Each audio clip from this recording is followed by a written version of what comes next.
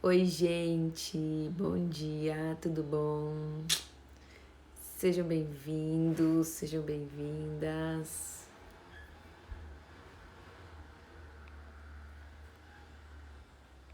Bora para a lição 3 de hoje. Oi, meu amor Jair, minha mãe Jair, tudo bom, gente? Deixa eu enviar essa live para um pouquinho de gente. Hoje eu tô aqui num cenário diferente, não quis ir lá para trás hoje, quis ficar aqui. Tô enviando aqui, gente, tô enviando. A Novo Tempo já está aí. Deixa eu enviar aqui.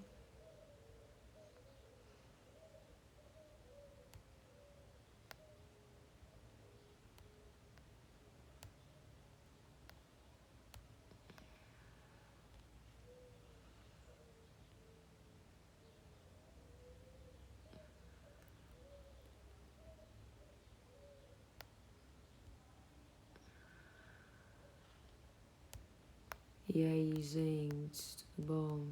Nossa, depois fica, na gravação fica aparecendo essa minha cara de boca aberta aqui, achando as pessoas pra enviar a live. Ai, meu Deus, meu Deus, meu Deus. Mas tem que fazer isso, né, gente, pra divulgar aqui. Deixa eu enviar pra essa pessoinha. Acho que deu. Bom dia, sejam bem-vindos. Hoje eu não tô com meu adesivinho aqui. Hoje eu tô, gente. Vou arranjar um adesivo aqui. Eu prefiro colar o adesivo ali onde tem gente, pra não ficar me distraindo com quantas pessoas tem, quantas pessoas não tem, sabe? Aí, ó, eu pego um adesivinho e colo. Onde que é, Jesus? Aqui. Ai, não posso tampar a câmera, né? Não, tá certo. Prontinho. Bom dia, Adri. Bom dia. Entrem aí, gente. Sejam bem-vindos e bem-vindas.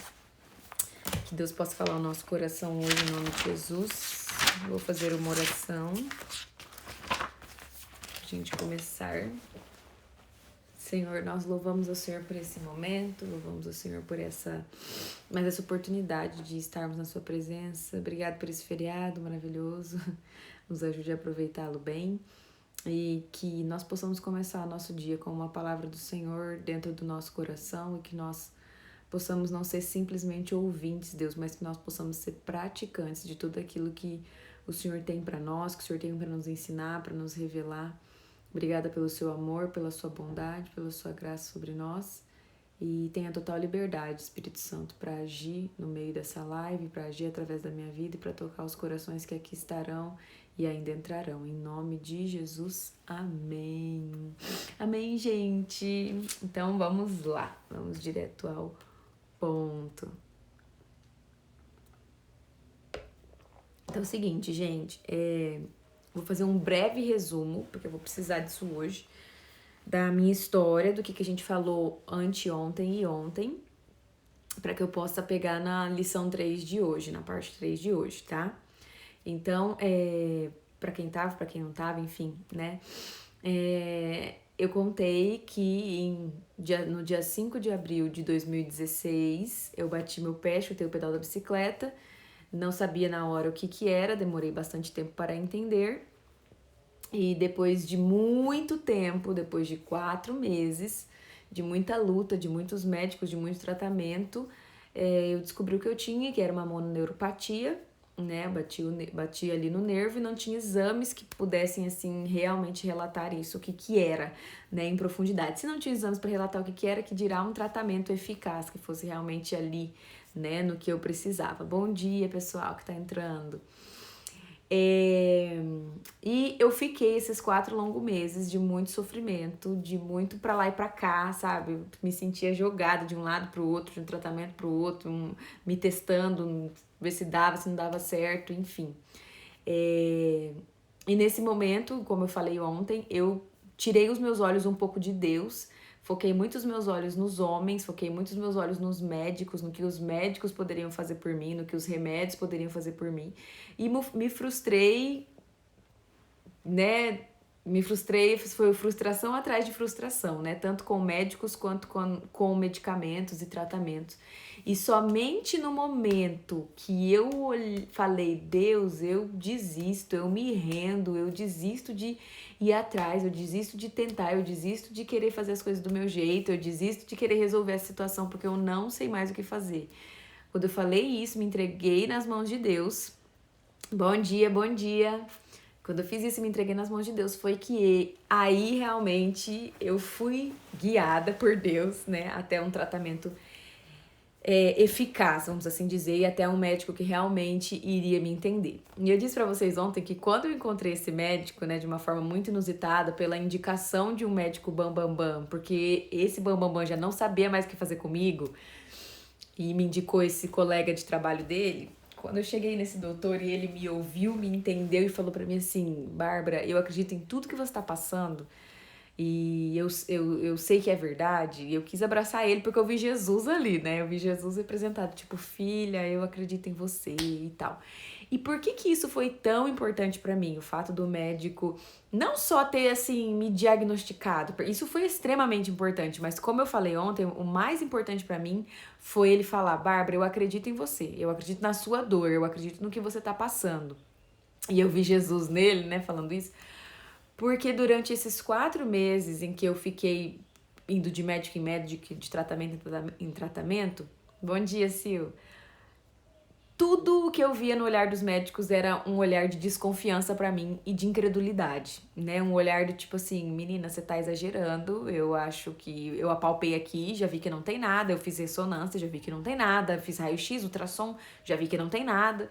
Então, assim, tipo, menina, você tá... Eu acho que é meio psicológico isso que você tá tendo, sabe? É meio emocional, assim. Então, esses médicos, eles olhavam pra mim com um olhar de muita descrença. E médico a gente considera uma pessoa assim, né, gente, super inteligente, uma pessoa assim que, meu Deus, né, o que ele diz é quase sagrado, né?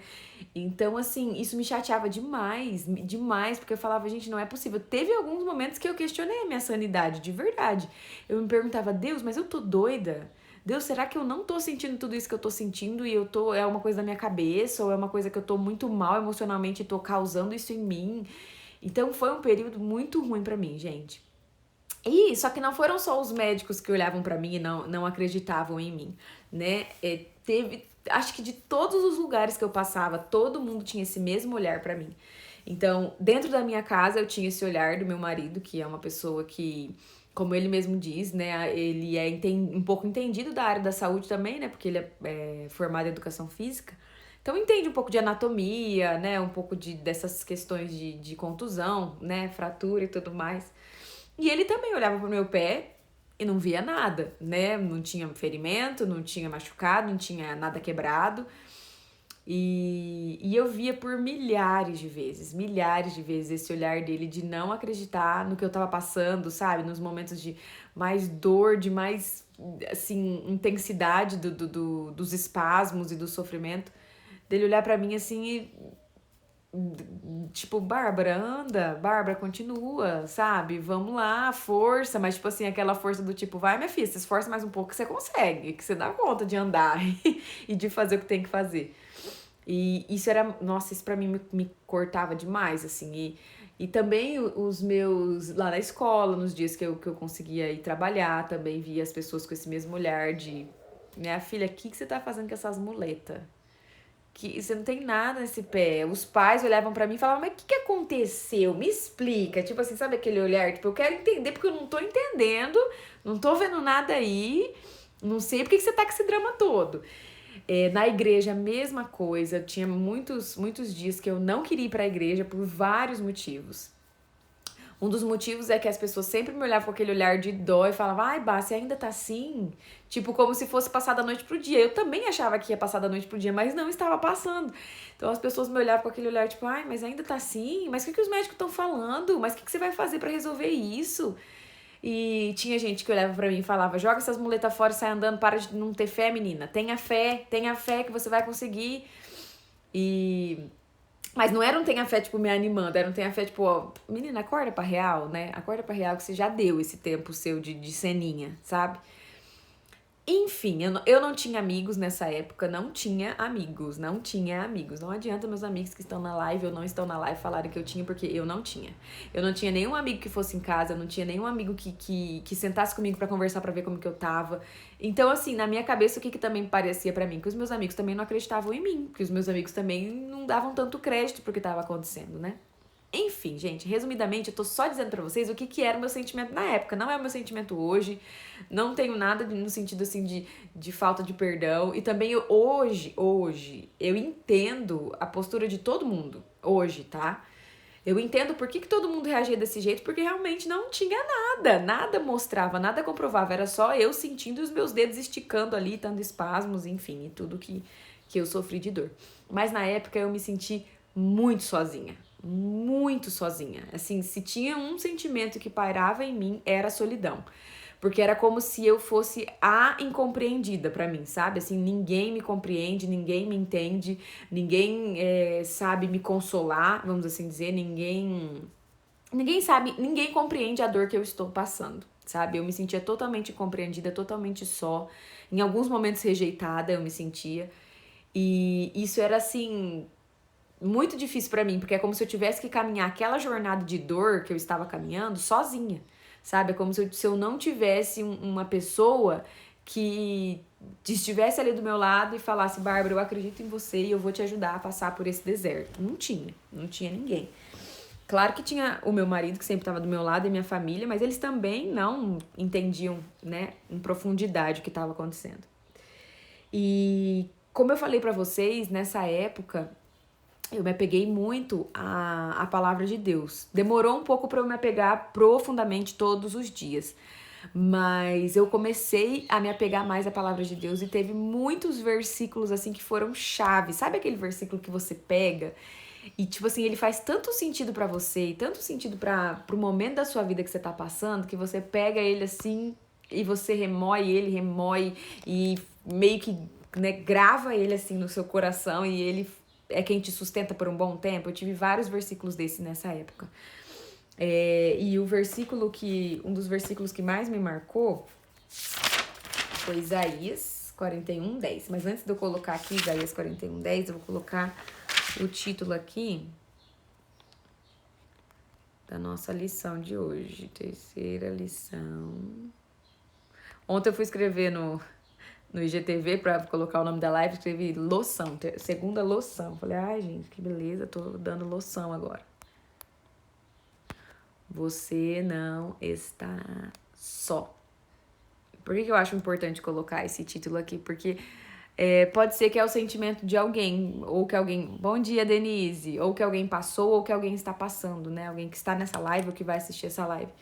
Um sentimento, às vezes, de solidão, de estar lutando sozinho, sabe? De ser incompreendido, de estar sendo incompreendido pelas pessoas ao seu redor. Às vezes você tá lutando por uma causa que só você acredita, às vezes você tá sentindo algo que as pessoas não acreditam, que as pessoas não botam fé, que as pessoas não dão crédito pra você, pra sua palavra. Às vezes você tá passando por um momento de dor que só você sabe desse momento, você não tá conseguindo compartilhar isso com as pessoas, não tá conseguindo se fazer entender, ou você tem vergonha, né, ou receio de compartilhar a sua dor que você tá vivendo, o sentimento que você tá vivendo.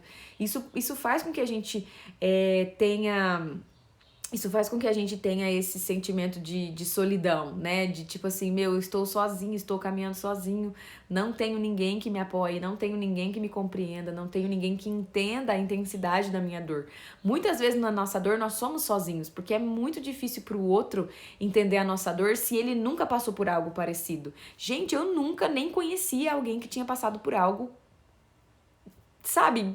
Nem próximo do que eu tava passando, nem próximo. Eu nunca tinha ouvido falar, eu nunca vivenciei algo do tipo. Já vou falar, Adri, o versículo de Isaías. Nunca vivenciei algo do tipo. Então, assim, às vezes a gente tá passando por uma dor que as pessoas ao nosso redor não compreendem porque elas nunca passaram por algo nesse sentido. Porque elas nunca vivenciaram algo desse tipo. Então, assim, por exemplo, quando eu sofri o aborto, agora em janeiro, era muito claro, né? Muito claro. As pessoas que não passaram por isso, os conselhos que elas me davam, e as pessoas que já passaram por algo do tipo, os conselhos que elas me davam. Então, assim, nesse momento também do aborto, eu me senti muito sozinha, muito sozinha. E as pessoas vinham com conselhos na melhor das intenções, né? Eu sei disso, hoje eu também sei disso. Na época me magoou demais, na época, meses atrás, porque eu tava vivendo luto, né? Me magoou demais. Mas as pessoas que já tinham passado por isso, elas vinham de uma outra forma falar comigo, sabe? Por mais que elas também não entendessem 100% a minha dor, porque não são eu, não estão no meu contexto, mas era diferente, sabe? A forma como elas falavam comigo era diferente. Então é isso, às vezes a gente tá passando por uma dor que a gente se sente só, porque as outras pessoas ao nosso redor não estão passando pela mesma coisa que nós, ou nunca passaram pela mesma coisa que nós. E aí elas não conseguem se colocar no nosso lugar, elas não conseguem ter essa empatia de tentar enxergar a situação como nós estamos enxergando, tentar compreender o nível de dor que nós estamos passando para tentar nos ajudar de alguma forma. Mas, por que eu tô falando tudo isso? Porque mesmo que as pessoas ao nosso redor não nos compreendam na nossa dor, não sejam nossos companheiros, não estejam com a gente, nós ainda assim não estamos sós. E quando eu entendi isso, me ajudou muito a passar por esse deserto de solitude, vamos assim dizer, né? Porque eu compreendia que eu não estava só, eu compreendia que Deus estava comigo. E tem várias promessas na palavra de Deus, vários versículos na palavra de Deus que nos dão essa firmeza, essa certeza, que nos afirmam que nós não estamos sós. Deus, ele faz questão de falar pra gente que ele é conosco em muitos momentos, muitos momentos. Essa é uma verdade, assim, sabe, é uma verdade absoluta, é uma verdade absoluta sobre nós. Nós não estamos sós, nós não estamos sós. Mas aí vai de nós acreditarmos nisso, né? Vai de nós tomarmos posse dessa palavra e acreditarmos nisso como verdade. Então, eu vou ler o Isaías. Não, eu vou ler primeiro o Mateus, tá? Daí depois eu leio o Isaías, que é o que mais me marcou. Mateus 28:20, que é eu acho que é um dos versículos mais clássicos para falar disso, né? Que nós não estamos sós. Mateus 28:20 é o último versículo de Mateus, o último. Tipo, Jesus já tinha morrido, ressuscitado, já tinha se encontrado com os discípulos de novo, e aí ele estava, tipo assim, voltando pro céu de novo, né? Desceu para falar com os discípulos e tal, ressuscitou, né? Veio falar com os discípulos, deu umas últimas lições para os discípulos, os últimos ensinamentos, e ia retornar ao céu de novo. E olha a última promessa que ele deixa para os discípulos antes de voltar para o céu. Isso é muito importante, o contexto, para a gente entender o quanto ele valoriza o fato da gente saber que ele está conosco, né? E aí Jesus falou assim, falou para os discípulos para eles irem, fazerem outros discípulos, batizando-os em nome do Pai e tal, ensinando eles a obedecer tudo o que lhes ordenei. E aí Jesus termina, e eu estarei sempre com vocês até o fim dos tempos. Então, tem uma outra versão que fala, eu estarei convosco todos os dias até a consumação dos séculos. Então, assim, é a última palavra de Jesus, sabe? Tipo, gente, eu tô indo pro Pai, mas tenho certeza de algo, vocês nunca estarão sozinhos até o final dos tempos. Então, olha como é importante isso, o peso disso, o peso da gente entender isso. Mesmo que a gente se sinta só, mesmo que a gente se sinta incompreendido pelas pessoas ao nosso redor, mesmo que a gente olhe para as pessoas e veja que elas não acreditam em nós, que elas não acreditam no que a gente está sentindo, no que a gente está passando, no que a gente está vivendo. Entenda, existe um Deus, existe Jesus Cristo na sua vida que te prometeu que você nunca estaria sozinho. Ou seja, a partir desse momento, eu só estou só se eu quero. Eu só estou só se eu não acredito nessa promessa de Jesus. Porque a verdade absoluta sobre mim é eu não estou só. Então, a partir de agora, é uma escolha eu estar só. É uma escolha. Eu me sentir só. É uma escolha. Porque a verdade absoluta já está posta, né? Ele prometeu que estaria conosco todos os dias da nossa vida até a consumação dos séculos. Então, Cabe a mim acreditar nessa verdade e viver essa verdade, ou cabe a mim continuar com o meu sentimento de solidão? Continuar murmurando, reclamando que ninguém me entende, que ninguém me compreende, né? Não tô falando que é da noite pro dia, sabe? Não tô falando que é fácil superar esse sentimento de solidão, porque é muito dolorido. Você não ter ali, talvez, o apoio e a companhia de quem você mais ama, de quem você gostaria que estivesse do seu lado e acreditando em você 100%, né? Mas a palavra de Deus, ela é vida. A palavra de Deus, ela entra no nosso interior e ela é penetrante, ela é mais cortante que uma espada de dois gumes, né? Então, deixe a palavra de Deus entrar dentro de você e mudar a sua perspectiva, e mudar o seu sentido da vida, e mudar a forma como você está carregando o seu dia a dia. A outra palavra, que foi a mais importante para mim, Isaías 41:10, tá? Deixa eu achar aqui nessa Bíblia. Tá até grifada. Acho que era até essa Bíblia que eu usava. Ela tá bem veinha, gente, olha. Bem derrubada, mas ela é boa porque ela dá pra dobrar, ó. Maravilhosa. Toda grifada, já toda esbelepada. Essas são as melhores Bíblias, né, gente?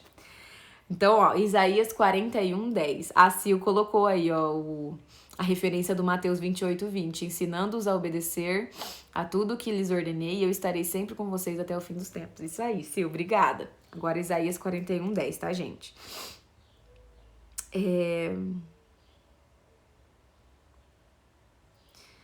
Nesse Isaías aqui 41, Deus fala sobre, né, sobre o quanto ele ama Israel, o quanto ele ajudou Israel, escolheu Israel, o povo de Israel, né? E aí ele fala no versículo 10, no versículo 10. Por isso, não tema, pois eu estou com você. Não tenha medo, pois eu sou o seu Deus. E naquela época eu temia muito, tinha muito medo de tudo que ia acontecer. Eu o fortalecerei e o ajudarei. Eu o segurarei com a minha mão direita vitoriosa. Então, olha só. Aqui nesse versículo, ele começa logo no começo, ó. Por isso não tema, pois estou com você. Eu sentia Deus, toda vez que eu li esse versículo, eu sentia Deus do meu ladinho falando, Bárbara, eu tô aqui. Eu tô aqui. Tudo bem que João não tá aqui, tudo bem que os médicos não estão acreditando em você, tudo bem que a sua família nem sempre também acredita em você, tudo bem que seus amigos nem sempre estão do jeito que você gostaria que eles estivessem com você, mas eu estou aqui, Bárbara, eu estou aqui. Então, quando eu li esse versículo, eu percebia muito isso. Por isso, não tema, pois eu estou com você. Não tenha medo, pois eu sou o seu Deus. Então, nesse versículo, Deus fala novamente, ele lembra novamente para nós quem é Deus sobre a nossa vida e o quão importante e intenso é ter Ele como nosso Deus. Porque muitas vezes, nesses momentos não só de solidão, mas nesses momentos de tristeza, sabe? De angústia, de deserto que a gente tá passando, se você parar para perceber, a gente coloca outros deuses na nossa vida. Por que outros deuses? Porque são outras pessoas que governam as nossas vidas. Pode ser o medo, que está sendo o nosso Deus, que está nos governando. Pode ser a ansiedade, que está sendo o nosso Deus. Pode ser o desespero, que está sendo o nosso Deus. Pode ser o sentimento de frustração, o sentimento de abandono. Pode ser o fracasso que está sendo o nosso Deus, porque é só o fracasso que eu tô servindo, é só no fracasso que eu tô pensando, é só o fracasso que tá ditando os meus sentimentos, a forma como eu vou me comportar no meu dia. Então, tantas coisas podem ser o nosso Deus no meio dos desertos da vida, que às vezes a gente já pode acabar perdendo essa percepção de quem realmente é o nosso Deus. Por isso que ele faz questão de lembrar aqui, ó. Não tenha medo, pois eu sou o seu Deus. Eu o fortalecerei e o ajudarei. Eu o segurarei com a minha mão direita vitoriosa. Por que esse versículo fez tanto sentido para mim nesse deserto? Porque eu me sentia muito fraca. Eu me sentia muito incapaz. Eu me sentia muito... como que eu posso dizer? Eu sentia que eu não ia dar conta, sabe? Eu sentia que eu não ia dar conta. Eu sentia que ia chegar uma hora... eu ia ficar dentro do quarto trancada e não ia mais sair, porque eu achava que eu não ia mais conseguir andar, não ia conseguir mais fazer as coisas básicas da vida que as pessoas faziam com tanta normalidade. Pra mim era tão penoso, pra mim era tão difícil pensar em ir até a cozinha buscar um copo de água. Então, eu achava que eu não ia dar conta de fazer nada, eu achava que eu não ia dar conta de fazer as coisas. E esse versículo, ele me dizia, Bárbara, se você não der conta... agarra aqui a minha destra direita, porque ela é vitoriosa e ela vai te dar vitória. É por meio de mim, você segurando em mim, você se apoiando em mim, você recebendo a minha ajuda, que você vai chegar longe, que você vai conseguir vencer dia após dia todos os desafios que você tem para vencer, todas as lutas que você tem para vencer. A Sil colocou aí agora também o outro versículo, ó, gente. Por isso não tema, pois estou com você. Não tenha medo, pois eu sou o seu Deus. Eu o fortalecerei, o ajudarei, o segurarei com a minha mão direita vitoriosa. Esse versículo ele é muito importante tanto para os momentos quando a gente se sentir sozinho, porque a gente lembra que Deus está conosco e isso é muito importante, quanto ele é também para você nos seus momentos de você se sentir fraca, ou fraco, de você se sentir incapaz, de você se sentir que você não vai dar conta, né? Agarre-se nesse versículo, agarre-se na mão direita vitoriosa de Deus. Tem uma outra versão que fala eu segurarei com a minha destra vitoriosa. Né? Então agarre-se nessa mão direita de Deus. E quando eu penso nisso, quando eu penso nessa, tipo assim, quando esse versículo ele se materializa na minha cabeça, eu penso um Deus grandão, sabe assim, aquele tipo super-herói todo poderoso. Eu penso em eu pequenininha, sabe, frágil, como se fosse uma criancinha, segurando essa mão vitoriosa, segurando essa mão poderosa, essa mão enorme. Como não me sentir segura num cenário como esse, sabe? De um Deus que tá afirmando sobre mim, eu tô com você, eu que sou o teu Deus, eu que te fortaleço, eu que te ajudo, eu que te dou a vitória, quando você se sente fraco, quando você se sente incapaz. Então, esse versículo eu remoí por muito tempo e até hoje, nos dias de angústia, eu me lembro dele.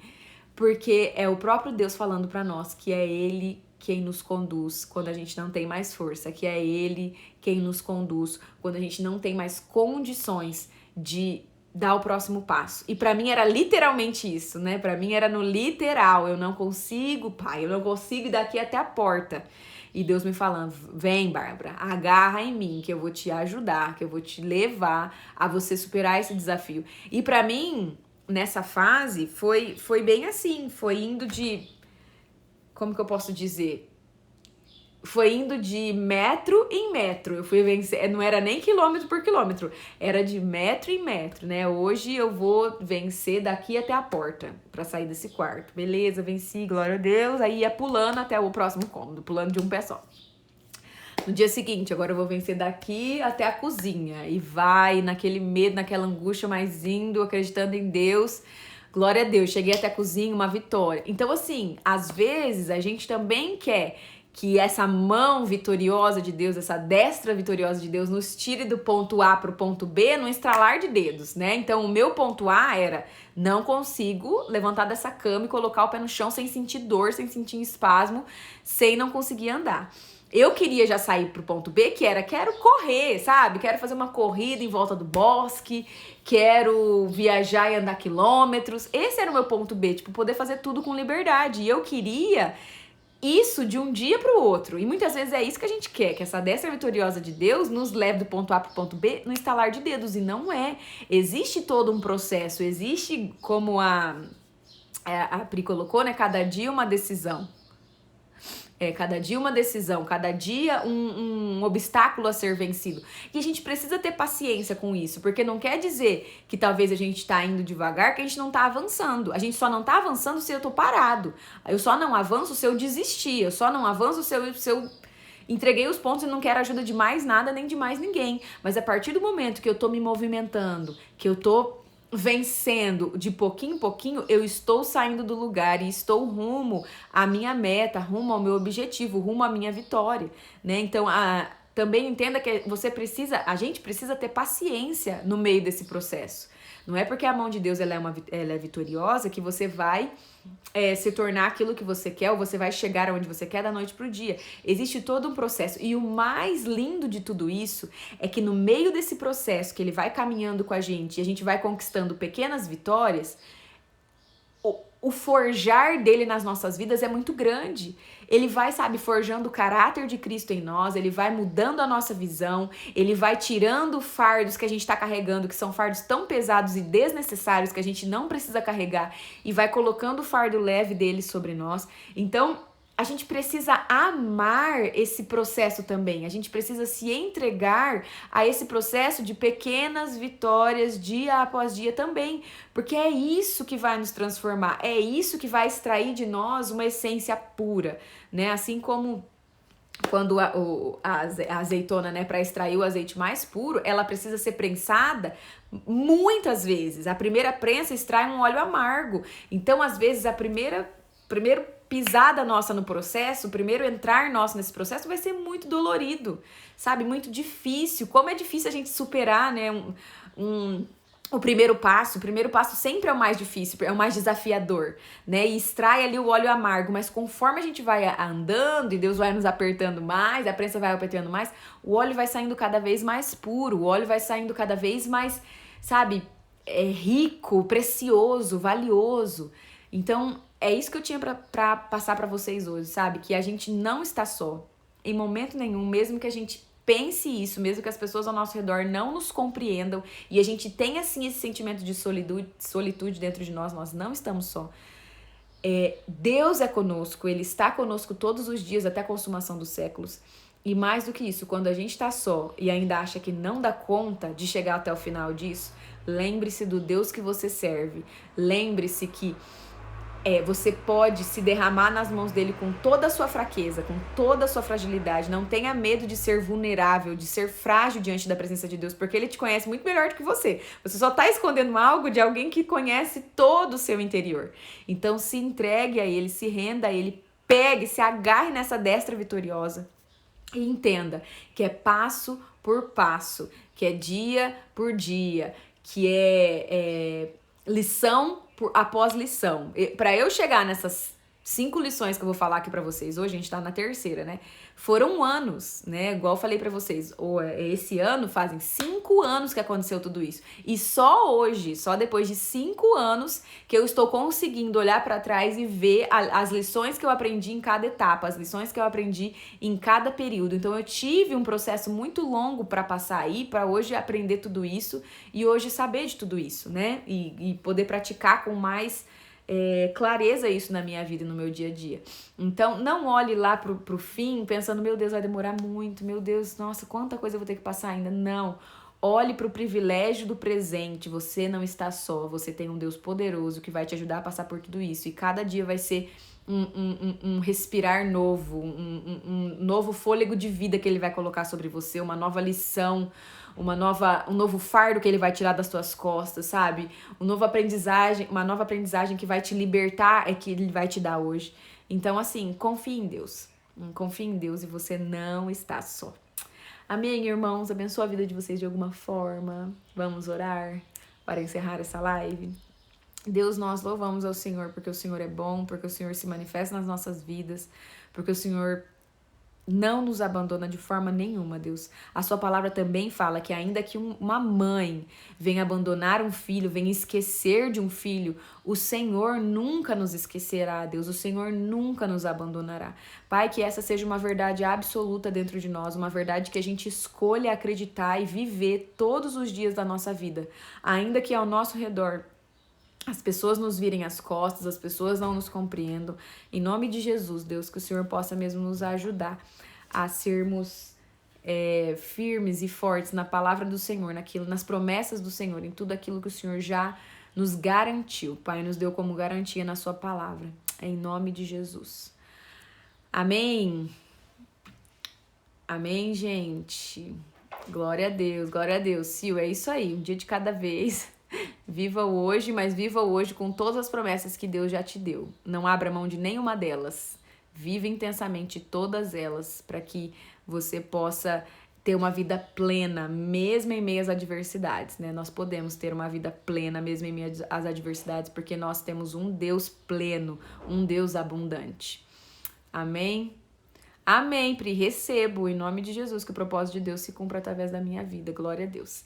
Gente, então vou deixar essa live salva, se vocês quiserem compartilhar ela depois nos seus stories, compartilhar com alguém que você acha que vai poder ser abençoado ouvindo ela, vai ficar salva, tá? Daí você vai lá, aperta o aviãozinho e envia para mais pessoas. E comenta na minha live também depois se você puder, que isso também vai fazer o Instagram entregar para mais pessoas. Tá bom, meu povo? Deixa eu tirar um print aqui. Ops. Quase que eu saí de tudo aqui. Amém, gente? Beijo, Deus abençoe. Olha só aqui, vamos aproveitar o feriado.